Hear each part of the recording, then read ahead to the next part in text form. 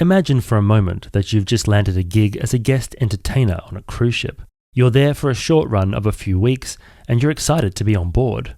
You get your crew cabin assignment located on a crew-only deck. Once you board the ship, you walk down the main crew corridor to find your room, and then you see your neighbour. Yep, that's right. On this particular voyage, my cabin was in the same corridor as the entrance to the morgue. Every single day for my short voyage on that ship, I had to walk past this sign. It's a bit of a shock, and I think after that, I needed a new agent. But it got me thinking, what actually happens when someone dies at sea?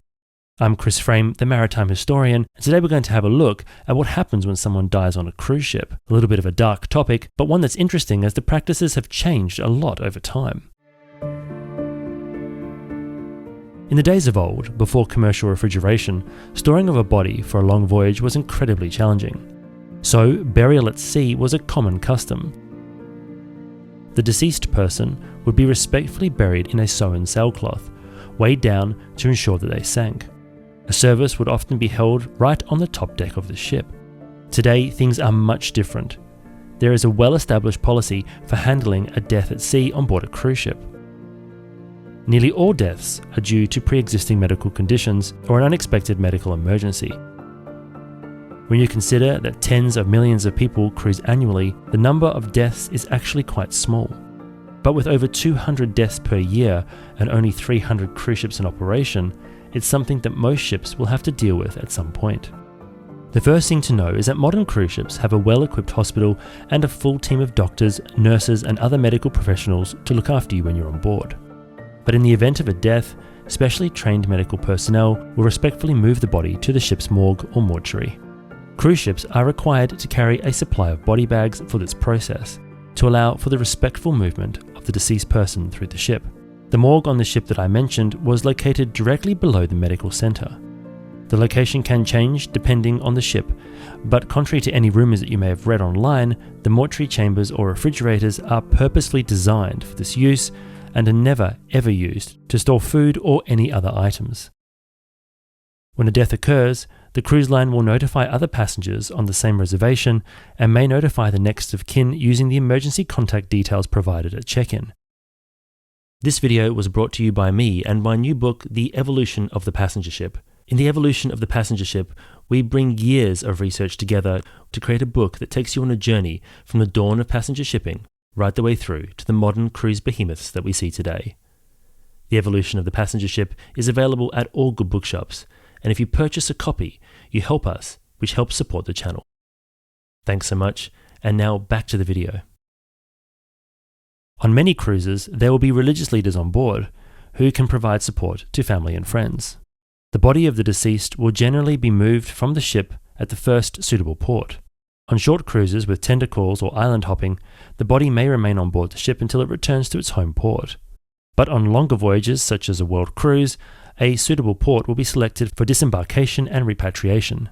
The cruise line will support this process, but it's important to know that the cost of repatriating a deceased person is the responsibility of the family. This is exactly why it's important to have suitable cruise-specific travel insurance for every trip. Removing a deceased person from a cruise ship can be a challenging task, as the sight of a body bag would understandably upset other passengers. As such, this activity usually takes place as soon as the ship is cleared after docking and before new passengers go on board.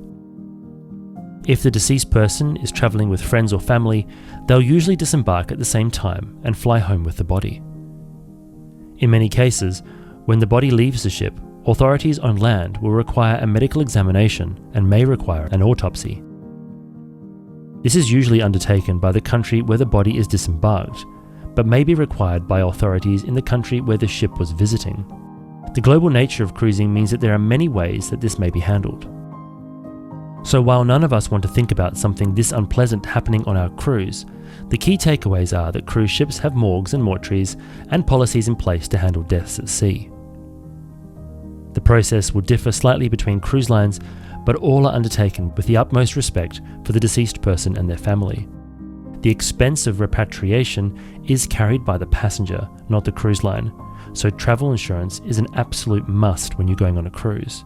And this isn't just for somebody who passes away at sea, but also if you need medical repatriation for treatment on land as well. Finally, remember that the vast majority of deaths at sea are due to natural causes, and given the number of passengers that travel at sea, the number of deaths is actually quite small. But as mentioned before, with around 200 deaths a year and 300 cruise ships, it will happen to each ship at some point in their career. Thanks so much for watching, and I hope you found this video interesting.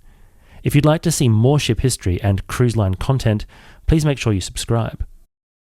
As always, a huge thank you to our fantastic channel members whose support is what makes these videos possible. And you can join the crew and see your name appear on future videos by following the link in the description below. For even more interesting maritime history articles, don't forget to check out my Substack full of exclusive articles. And until next time, I hope to see you on board.